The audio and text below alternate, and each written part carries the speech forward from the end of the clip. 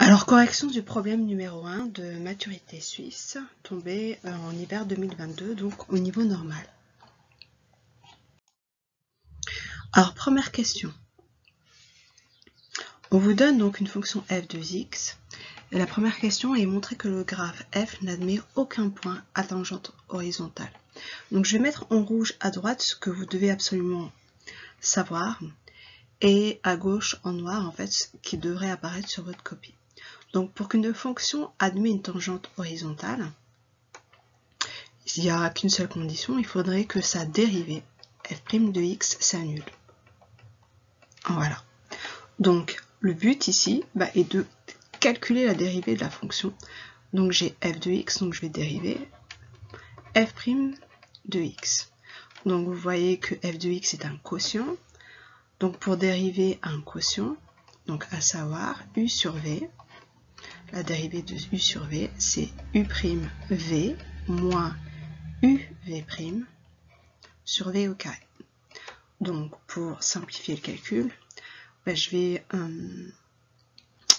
nommer u qui sera 4x plus 5, donc le numérateur, et le dénominateur, v, la fonction v de x, qui sera égale à 4x carré plus 12x. Donc, je dérive ces deux fonctions, donc u' va être égal à 4, et v' à 8x plus 12. Voilà. Donc, il n'y aura plus qu'à en fait à faire à utiliser la formule bêtement. Donc, f' de x. Donc, c'est u'v. Donc, ça sera 4 facteur de 4x carré plus 12x moins uv', donc 4x plus 5 facteur de 8x plus 12 sur v au carré. Donc, c'est-à-dire 4x carré plus 12x, le tout au carré. Donc, on développe, donc 16x carré plus 48x. Attention, il y a un moins devant une parenthèse, donc autant développer d'abord. Donc, ça fera 32x carré plus 40x plus 48x plus 60. Toujours bien sûr sur 4x carré plus 12x le tout au carré. Donc après avoir simplifié, on devrait retrouver donc 16x carré moins 32x carré, donc moins 16x carré, 48x moins 48x à part, donc il va rester ici moins 40x.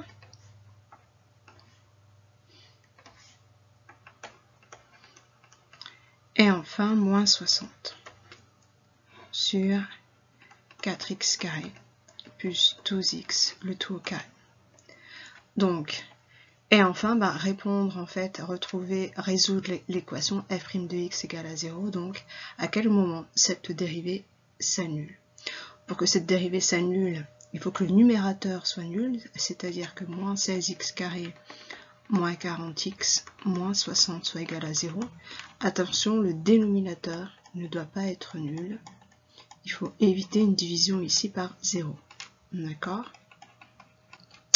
Donc, ici, si je divise par moins 4, toute l'expression, ça va me faire 4x carré. Moins 40 divisé par moins 4 plus 10x. Et enfin, moins 15 divisé par moins 4 plus 15. Donc, je simplifie l'équation. Ça revient à cette équation. Je fais mon delta. Delta b carré, donc 10 au carré, moins 4. Moins 4 fois AC, donc 4 fois 15. Donc, 10 au carré, 100. 4 fois 15, 60. 60 fois 4, moins 240. Et là, vous voyez tout de suite que le delta est négatif. Donc, si le delta est négatif, cela veut dire que cette équation donc n'admet pas de racine réelle. Donc, forcément, f' de x ne sera jamais égal à 0. D'accord? Donc, f n'admet aucun point à tangente horizontale.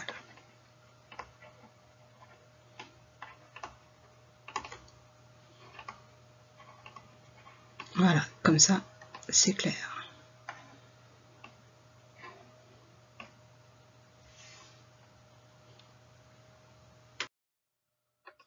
Alors, question suivante, donc question classique, mais qui va prendre du temps. Étudier la fonction, donc c'est-à-dire donner le domaine de définition, les zéros, le signe et les équations éventuelles des asymptotes. Et bien sûr, dessiner dans un repère le graphe soigné de la fonction f. Donc on va commencer par le domaine de définition. Donc f de x est un quotient, donc il ne faut surtout pas que le dénominateur soit égal à 0. Donc il faut que 4x carré plus 12x soit différent de 0. Donc on va résoudre en fait cette équation. Donc si je factorise par 4x, ça me fait 4x facteur de x plus 3 égale à 0. Dans ces cas-là, j'ai 4x qui est égal à 0 ou x qui est égal à moins 3.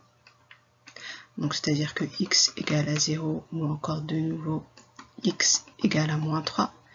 Donc c'est simple, il ne faut surtout pas que x soit égal à 0 ou x égale à moins 3. Donc l'ensemble de définition, le domaine de définition, pardon, donc d de f est égal à l'ensemble de réels privés de moins 3 et de 0.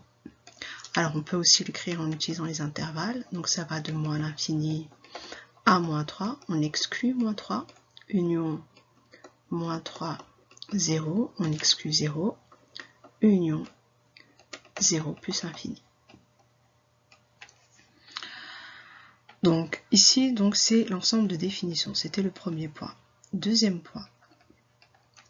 On nous demande maintenant les zéros de la fonction.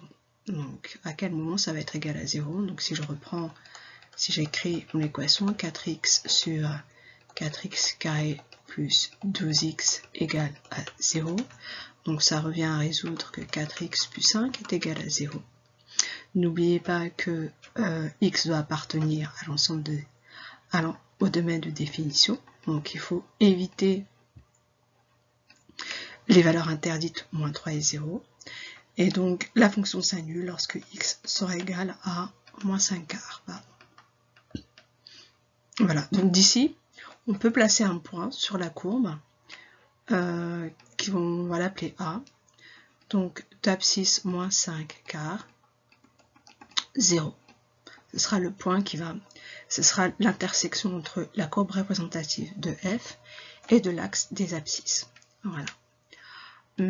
Ensuite, si on doit trouver l'autre 0, c'est-à-dire le point d'intersection avec l'axe des ordonnées, on voit tout de suite qu'il n'y en a pas, parce que x égale à 0 est justement est une valeur interdite. Le 0 est exclu. Donc il ne faut pas aller chercher plus loin. On continue. Chose suivante qui est demandée, le signe de f. Donc j'aurais écrit donc l'équation, la fonction 4x plus 5 et je vais factoriser au maximum le dénominateur. J'ai 4x facteur de x plus 3. Donc pour connaître le signe de f, je vais étudier chaque facteur dans le numérateur et dans le dénominateur.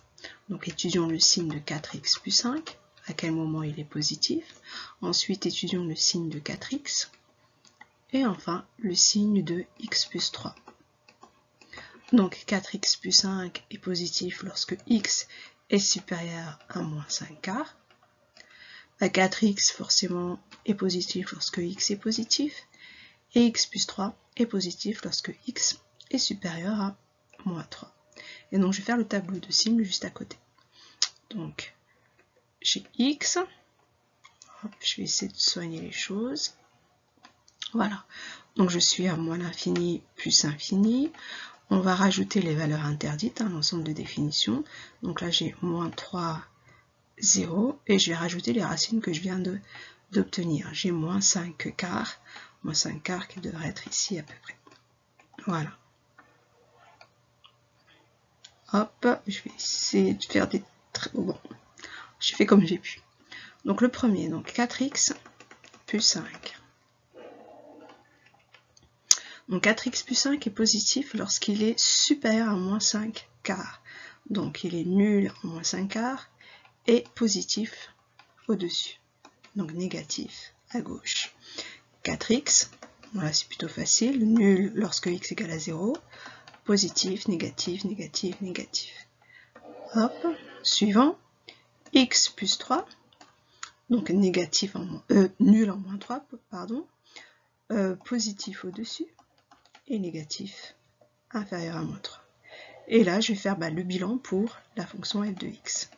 N'oubliez pas que la fonction de f de x est définie sur l'ensemble sur le domaine de définition, donc où moins 3 est une valeur interdite et 0 est une valeur interdite. Voilà.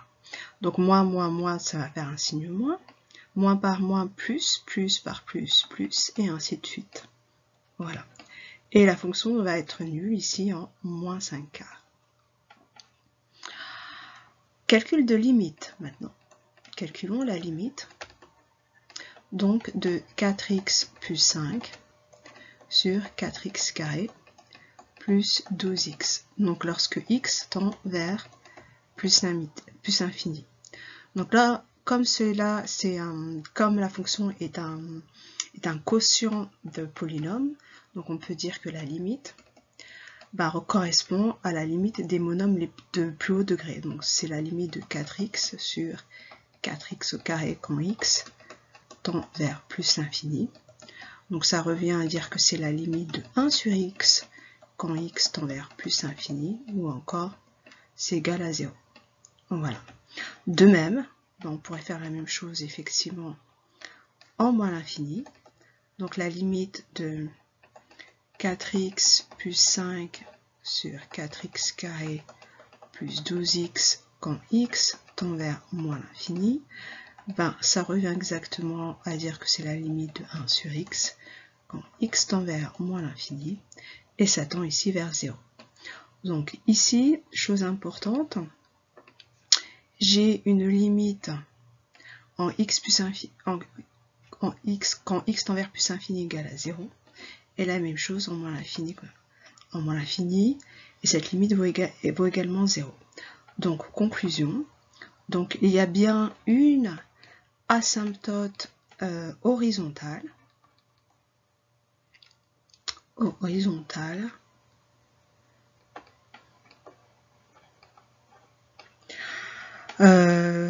vais y arriver, d'équation y égale à 0, parce que la limite est en 0, d'accord, au voisinage de plus infini et moins l'infini.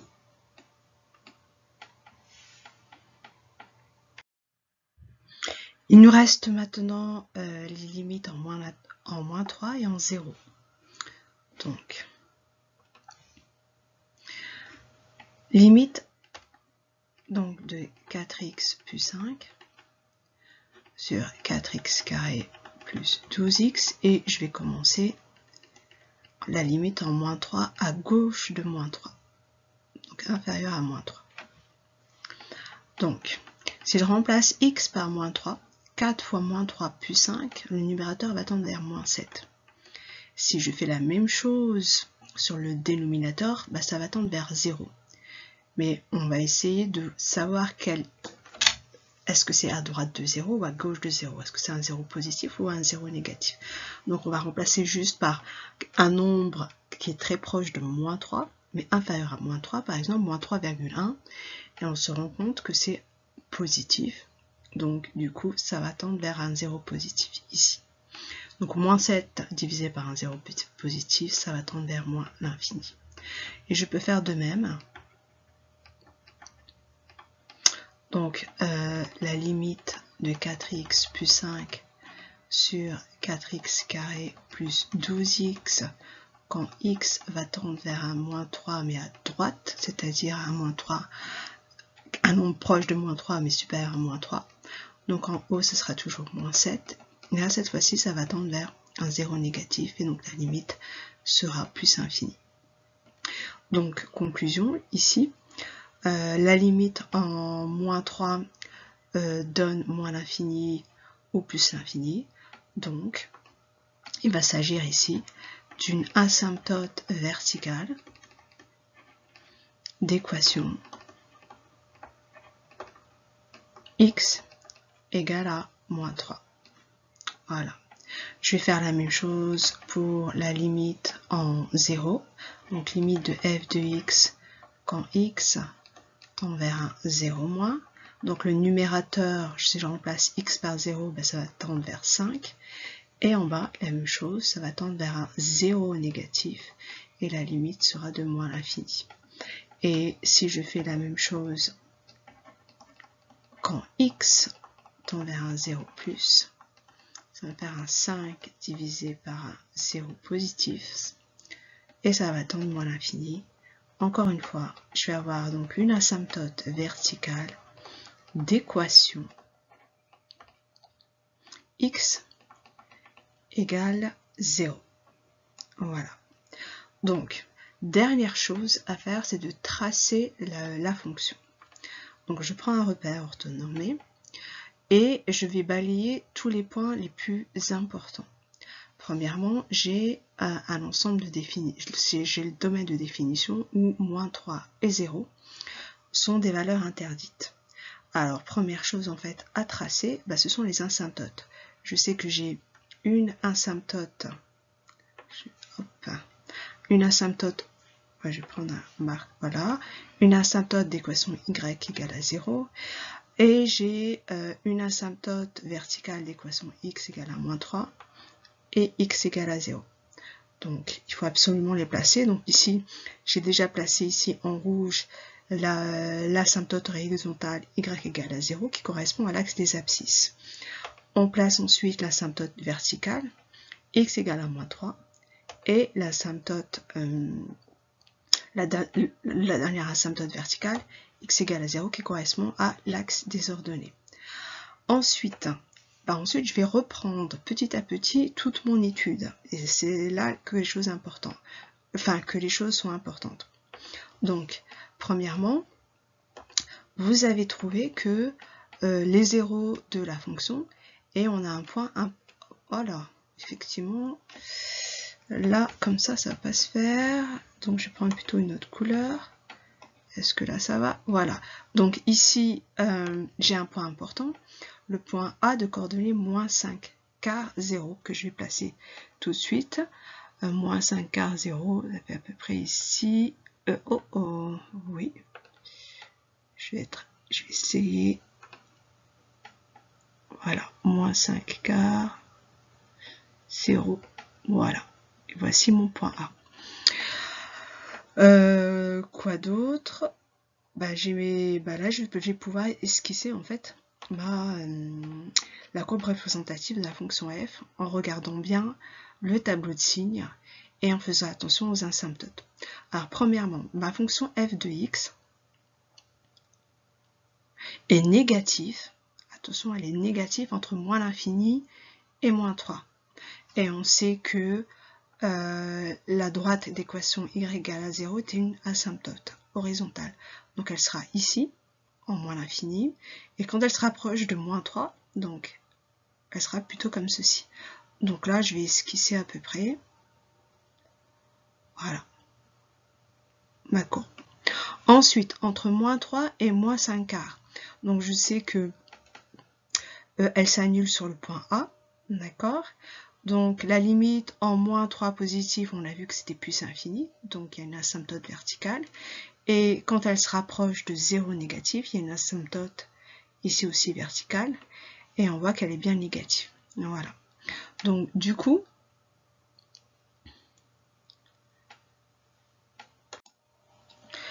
on va tracer en fait à main levée cette courbe représentative. Alors vous pouvez rajouter un ou deux points proches de A pour que cela soit un peu plus précis. Alors, donc, je vais essayer de pas trembler. Oh là là, on recommence peut-être. C'est pas évident, hein.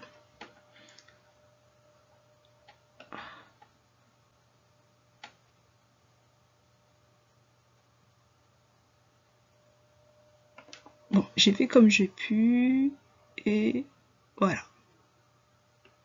Voilà, donc on vous en tiendra pas rigueur, hein. Le plus important c'est de bien esquisser l'allure de la courbe. Ensuite, entre 0 et plus infini, la fonction est toujours positive, et on sait qu'en proche de 0, j'ai une asymptote verticale et une asymptote horizontale en plus infini. Donc ça va être plutôt comme ceci, donc très proche.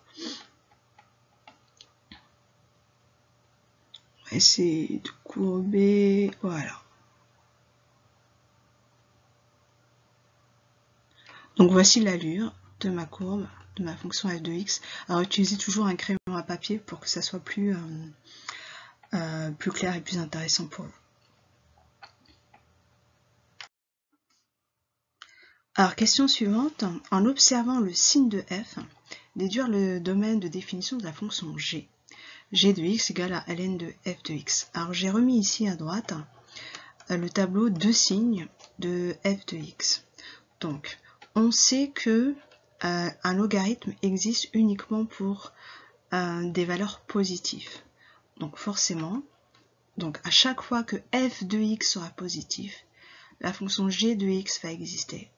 Donc l'ensemble, donc le domaine de définition d de g de la fonction, donc ça va être égal à chaque fois donc que la fonction est positive. Donc si ici je prends un marqueur, donc ça va être ici et ici, tout simplement.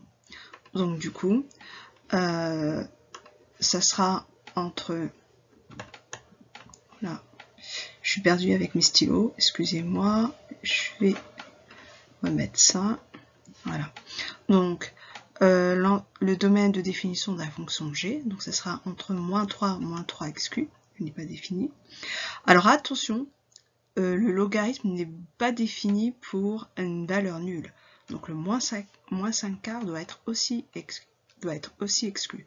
Donc -3, -5, où j'ouvre le crochet, donc exclu union 0 plus infini. Voici l'ensemble de définition, le domaine de définition de la fonction g. Alors, dernière question. Donc, trouver les zéros et le signe de la fonction g. Donc, pour les zéros, donc g de x égale à ln de f de x égale à 0. Donc, ça va être égal à 0 lorsque f de x va être égal à 1.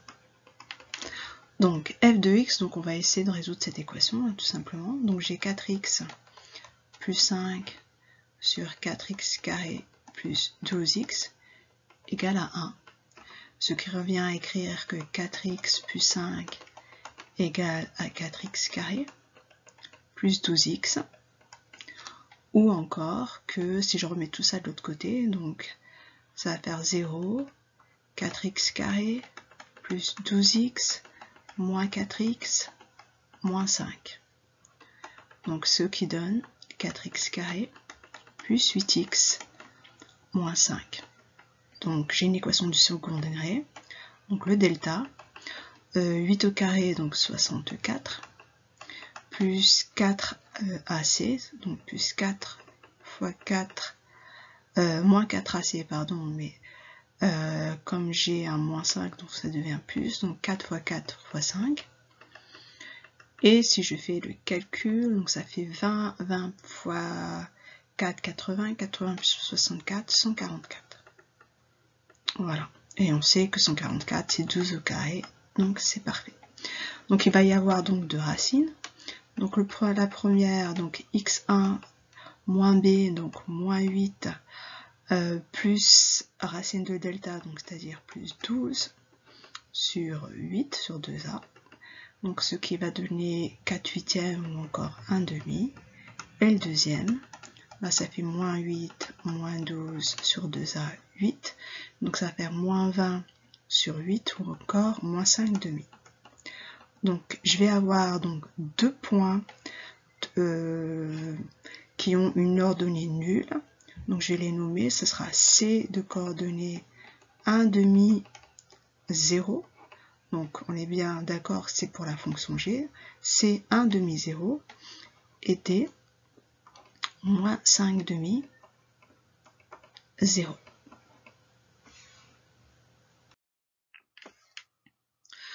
Donc on peut écrire donc C et D appartiennent bien à la courbe représentative de la fonction G. On peut rajouter en fait deux autres points pour la fonction f de x. Donc je peux les appeler E par exemple et F. Donc E de coordonnées 1 demi 1.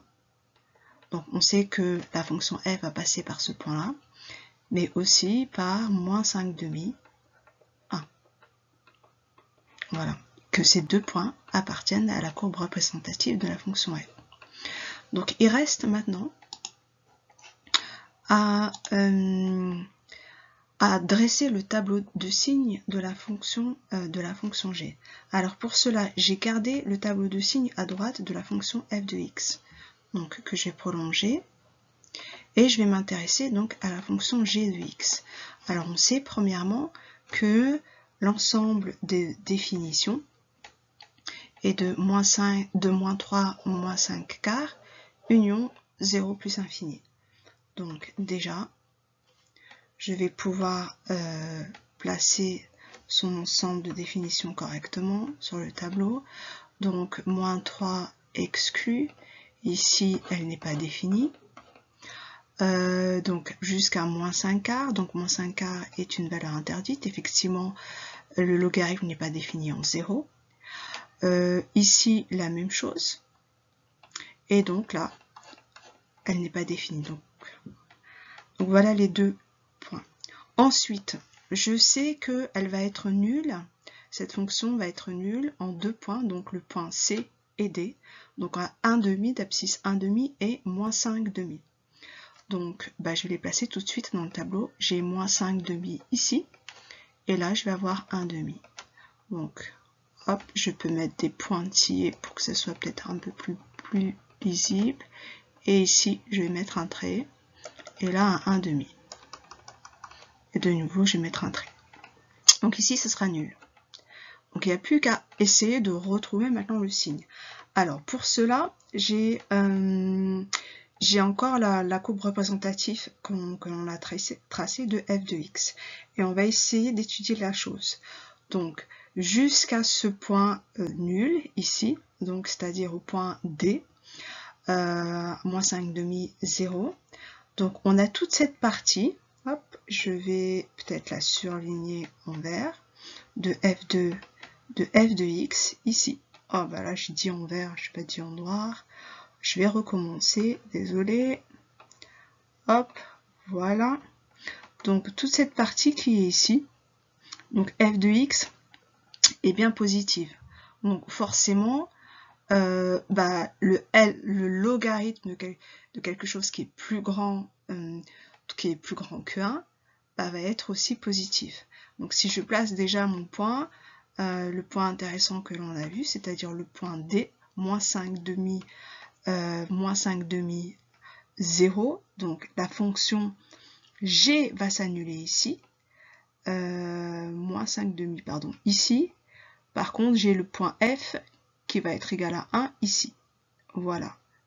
Donc du coup, tout ce qui est au-dessus, donc je vais bien correctement le faire. Voilà. Donc, toute la partie qui est, j'ai dit en bleu, en vert, pardon. Je vais y arriver, on va y arriver. Donc toute cette partie, donc cet ensemble de points dont les ordonnées sont supérieures à 1, ça va correspondre à une partie de la courbe G qui sera positive. Donc ici, je peux dire que là, elle est positive. Hop, en noir. On va y arriver. Positive. Lorsque la fonction est inférieure à 1, on sait qu'elle sera négative. Inférieure à 1, négative. Voilà. D'accord? Ensuite, je vais faire la même chose entre 0 et plus infini. Donc j'ai un point important de la courbe représentative de f qui est 1 demi 1. Donc 1,5, 1, le voici, c'est ce point E. Donc, ça veut dire que, de nouveau, la fonction ici, entre 0 et 1,5 sera supérieure à 1, et donc toute cette partie va correspondre, en fait, tout cet intervalle va correspondre pour f de x. F de x sera positif à ce moment-là. Donc ici, ce sera positif. En 1, bah, elle sera négative, donc on aura un point ici, et ensuite négatif forcément. Voilà le tableau de signes de la fonction g. Il ne reste plus maintenant qu'à essayer de tracer correctement la courbe représentative de la fonction g de x. Alors, pour ce faire, j'ai remis les points importants sur la courbe, d'accord? Donc, du coup, on sait que la fonction g de x est positive entre moins 3 et moins 5 demi. Donc, j'ai placé le point ici, qui était intéressant, qui s'annule, et le deuxième qui est là. Chose suivante, c'est que on sait que la fonction logarithme n'est pas définie forcément en 0. Donc ici sur le point A, on va avoir une asymptote verticale pour cette fonction. Donc au-dessus de ce point qui est ici, il me semble que je l'avais appelé le point E, et ici le point F, si je me souviens bien. On verra. Bon, c'est pas si le nom n'est pas si dramatique, mais on sait que c'est ces deux points, donc les deux qui s'annulent, et ensuite, donc au-dessus, bah, forcément, ça va aller vers plus infini, ça va s'annuler, et ça va joindre, et il y aura une asymptote verticale, donc ici, d'équation x égale à moins 5k. Donc on va essayer de tracer ça, voilà, donc comme on peut. Ça va être plutôt comme ceci, voilà. Alors je tremble un peu sur l'ordinateur, ne m'en voulez pas, ça s'annule, et voilà, et j'ai une asymptote ici verticale. Voilà, donc ça va correspondre à cet intervalle ici, moins 3, moins 5k. Il me manque plus qu'à dessiner donc cette portion entre 0 et plus infini. Donc f de x tend vers plus infini, donc en 0 plus. Donc forcément, le logarithme également. Ça va s'annuler. Et ensuite, ben, ça va être négatif. Et il y aura une courbure vers la fin. Donc, hop. Ça s'annule. Et quand x tend vers, forcément, ici, plus l'infini, f de x tend vers 0, et quand f de x tend vers 0, le logarithme va tendre vers moins l'infini. Donc je vais avoir quelque chose comme ça qui va tendre vers moins l'infini. Voilà, bon, j'espère que cette correction vous sera très utile.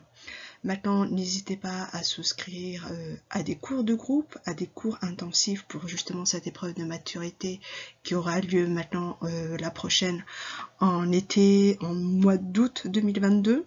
Donc, des cours en groupe et des stages intensifs sont disponibles. Toutes les descriptions, vous pouvez retrouver toutes les descriptions justement en bas de cette vidéo. Merci et bon courage.